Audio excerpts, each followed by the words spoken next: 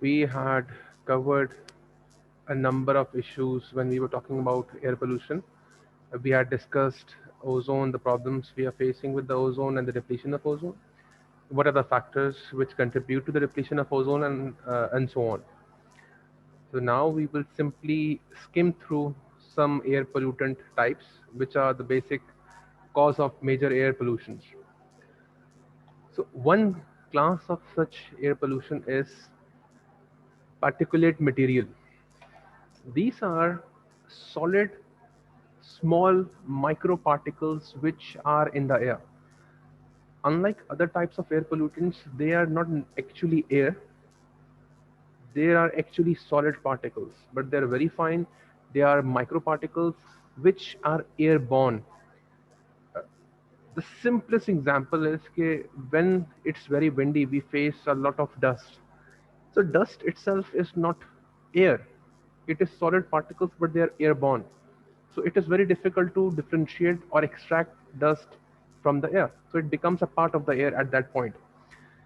So when we talk about pollutants, a number of air pollutants which come from solid particles are soil particles. Number one, this can be dust, this can be mud, dried sand, or anything like that.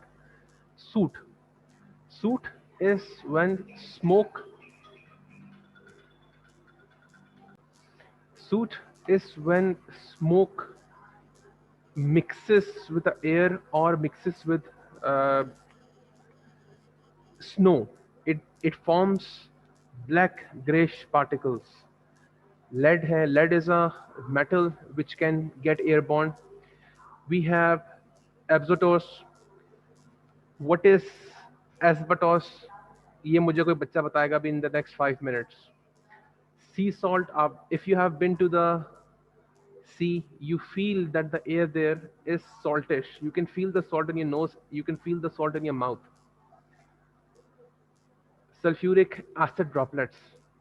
Sulfur and sulfuric acid is a solid part. It's a solid thing. It tends to get airborne. They can also pollute the air. आप में से कोई भी बच्चा research करके मुझे अभी बताएगा एस्बेस्टोस क्या होता है. Okay, in the next 5 minutes check करके बताओ मुझे. These are dangerous for two reasons. They may contain material which are toxic or carcinogenic. Carcinogenic means anything which can cause cancer.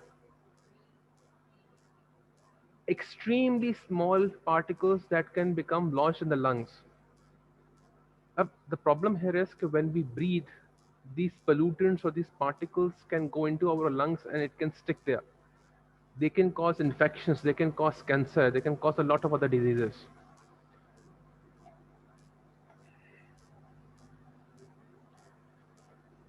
Nitrogen oxide, these are the gases which are produced when atmospheric nitrogen and oxygen interact at high temperature. We discussed the greenhouse effect and global warming. One of the side effects of that tends to be higher nitrogen oxides in the atmosphere. Because of greenhouse gases, it causes difficulty in breathing and again other diseases. The sulfur oxide tends to be a very serious issue. Ironically, we don't see this, we don't hear about this here, but it is a very big issue in highly industrialized nations or highly industrialized cities. During the manufacturing process, sulfur is used and it can react with certain gases to form sulfur oxide. So a higher quantity of these gases basically are let open into the atmosphere. So sulfur dioxide itself can cause a lot of problem, but the biggest problem is that when they condense or when they are saturated, they can form acid rain or sulfur dioxide in higher concentration will form small acidic particles. This is what we also refer to the acid rain effect. Okay, if there is a rain in that area which has high dosage of sulfur dioxide or sulfur oxide, that rain would be acidic. It can damage the ground, it can damage plants, it can damage animals, it can harm humans. So this is actually a very serious thing. Carbon dioxide again itself is poisonous. Secondly, it can form greenhouse gases which increase the general temperature of the entire world. We discussed this in the last class. It forms additional layers in the globe, and because of that, the sunlight which enters the planet is not easily able to go out. So it keeps bouncing here and there, which results in higher temperature, overall temperature. Oh, so let's come on to the sources of air pollution. Again, they are similar to that of solid pollutions. Number one is mobile sources, which relates to means of transportation. We know this, they are cars, they are bikes, they are buses, they are planes, they are trains.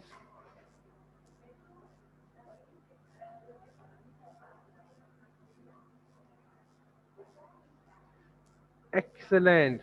The only girl who has actually messaged and responded about Apsatos is actually Sayyida Menaz. She is mentioning that Apsatos is a fibrous silicate mineral that can be woven into fabrics like suits for firefighters, and it can be used in gas pipelines. It's a suppressant material which is used for firefighting and making things fireproof. Excellent, Menaz. Again, this is a micro mineral, it's a micro material which itself can become airborne. Good, very good. Mobile may we have means of transportation, be it trains, trucks, and other things. In stationary sources, we have power plants, we have oil refineries, industrial facilities, and factories. Intensity of these stationary sources can differ based on what type of plants or what type of uh, resources or systems they have. Power plants generate electricity, but there are a number of different types of power plants. We have hydroelectric, we have thermoelectric, we have nuclear plants, we have renewable energy, we have carbon based plants. Even in carbon based plants, there are different categories. If we use coal to burn electricity, generally the concept is it releases a lot of carbon dioxide, it releases a lot of gas that is very harmful to the environment. That is the reason a number of countries, including the US, have made it very clear that other countries should avoid using coal as a source of generating electricity. Unfortunately, that is one reason where, because of which Pakistan is hardly using coal to generate electricity. This is a very important topic, and there will be a chapter on this. So please pay attention to this discussion I'm elaborating right now in terms of coal. Because when we are talking about air pollution, individuals like you and me are a source of pollution, but the major chunk of pollution comes from governmental decisions or decisions which require a larger scale operation, which is usually things done by large corporations, large industries, or the government. Power generation is one of such elements because power generation is responsible for providing power to millions of people. So it's a very big project.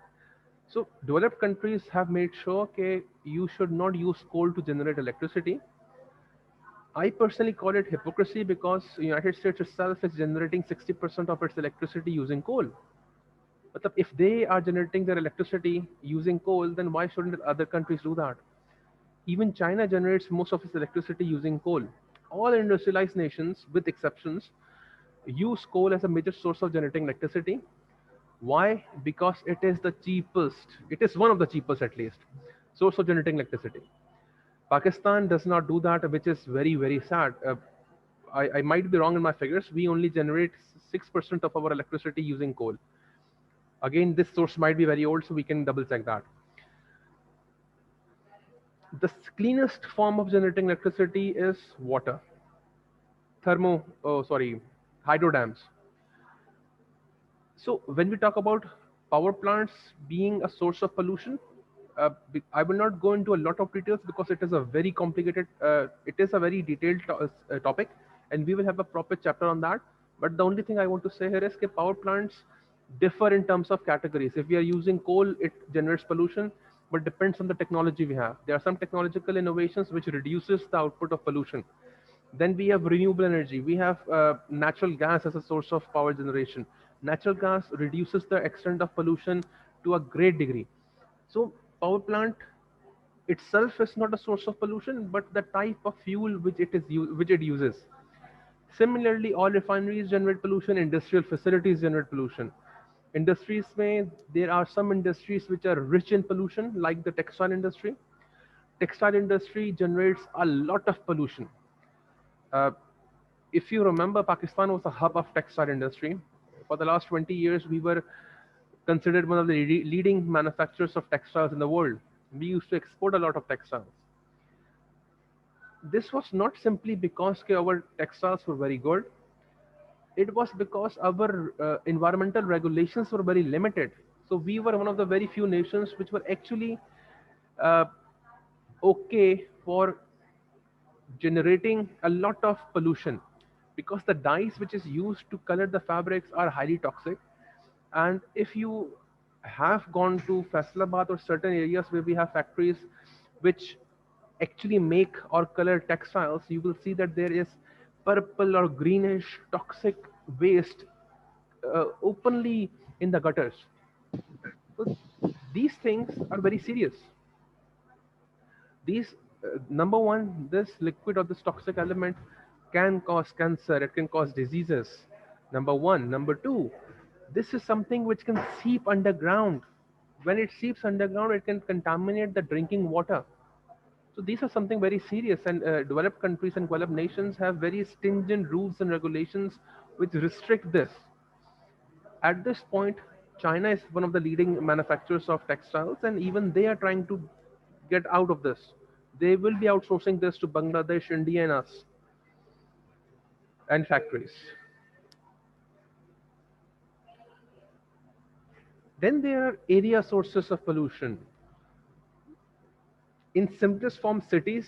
If we talk about cities like Karachi, we have a lot of pollution, we have a lot of garbage, we have God knows what else. The cities themselves are sources of pollution.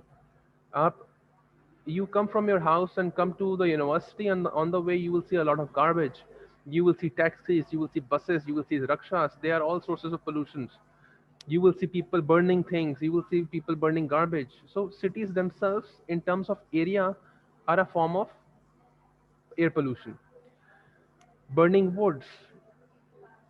If you go to Islamabad or colder countries, there are two sources of generating heat. Either they burn wood or either they burn gas. So when you burn wood, itself is an air pollution. And then agricultural areas.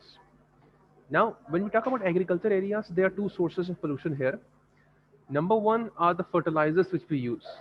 Fertilizers themselves are usually sprayed. Either Pakistan, I'm not very sure that we do that, but in developed countries, if you are supposed to spray or use fertilizers or at least pesticides on a larger area, you use aeroplanes. You know, aeroplanes go and they basically spray pesticides on a larger area. So pesticides, if they are very finely sprayed, becomes aerosol. Aerosol means gaseous form. So they themselves are air pollution. They, if they are absorbed in the soil or they seep underground, they tend to become water pollution or contaminants. इसीलिए a lot of people, lot of rules and regulations make sure कि uh, fruit and vegetable products are labeled pesticide free or organic or using pesticides. So people who want to avoid such kind of pesticides will not buy products which are not certified, not using pesticides. So number one is this. Number two, agricultural lands generate carbon dioxide. Number three, usually it's a common practice. Okay, once uh, the field or the crops are ready and they are harvested, the remaining uh, byproduct or the remaining stems or the remaining grass is either burned or completely shredded. If it is shredded, it biodecomposed and releases ethanol and methane. That itself tends to be a pollutant. If you burn them, it again tends to be contribute towards air pollution. The reason we do this is because the burning of these products or the biodegradation of these products further adds nutrients to the soil. It is a common process. So it's a normal process. I'm not saying that these things are wrong. It's a normal process, but these things do contribute to air pollution. Then there are natural sources. We had discussed this earlier. Wind, where we have a lot of dust. Then there are wildfires, why we have seen in California, where natural fires occur, and that can take on to miles and miles and miles. And then we have volcanoes. When volcanoes erupt, so the ashes and different minerals are scattered in the air and everywhere. If anybody has any problem or any confusion here, please feel free to ask me. Sir mobile sources एक बार बता देंगे? हाँ, sure. Yeah, in mobile sources, the right word here would be transportation sources. Mobile basically means movement. This is the pollution which is generated when movement is done. By movement, we can mean uh, civil transportation, it can be cargo transportation, any form of transportation with very few exceptions generate pollution. If we talk about cars, we talk about buses, we talk about planes, we talk about trucks, we talk about any such means, they will generate a lot of pollution. One of the biggest pollutant which we normally do not even consider are aeroplanes. An aeroplane in one flight can generate pata nahi, itna pollution which is more than 100 cars for an entire year. Again, and this is something I'm not exaggerating. We can double check these facts. It's a lot of pollution. So a lot of people do argue that there are trains which are called electric trains. They use electric engines. They're called diesel electric. So the problem here is that they are not running on electricity in that perspective because they have diesel generators. They use diesel generators. The generators generate electricity which are stored in the batteries, and then the train run on those electric energy, on that electric energy. So even that electric energy comes from diesel generators. So all mobile sources, by that I mean transportation sources, with very few exceptions, generate air pollution. Even hybrid cars generate air pollution, but the air quality or the amount of air pollution is relatively limited. If we talk about electric cars, we say that they are completely safe and they are green, and that's relatively true. But it depends. If we talk about electric cars in Pakistan, we will charge them from our electric socket. Our electric socket generates electricity from furnace fuel. Furnace fuel is a highly pollutant element. तो अगर हम पाकिस्तान में electric cars use करते हैं तो वो भी frankly speaking contribute करती हैं पोल्यूशन में इनडायरेक्टली. ये क्लियर हुआ या अभी भी क्वेश्चन है, पूछ सकते हो आप. नहीं सर, क्लियर है. So this is the last slide we are having a look at. Whatever we have discussed here has been graphically illustrated here. Natural sources of pollution: volcano, wildfire, lightning, forest, all of the pollutants are here. Then we have area pollutants. Livestock, मैंने आपको कहा था ना, livestock की जो droppings होती हैं, they generate ethanol. Ethanol is a form of pollutant if it's not utilized. Then we have fertilizers, we have oil and gas, we have cities. All of these generate pollutants. Then when we talk about stationary pollutants, we have factories, we have industries, we have power plants. Again, power plants have a degree of categories. We're not talking about those categories. Some classifications of power plants generate very few pollutants. Some categories of power plants generate a lot of pollutants. We will have a separate chapter for that. We're not going into that detail right now. And when we talk about aeroplanes, mobile, we have aeroplanes, we have car, we have trucks, we have motorcycles, we have all of the elements which are usually used for transportation. Again, with very few exceptions. By that, I mean there are some means of transportation which are actually environmental friendly. If you have any problem or any confusion, feel free to ask, or we will conclude the chapter. Okay, we'll conclude the lecture.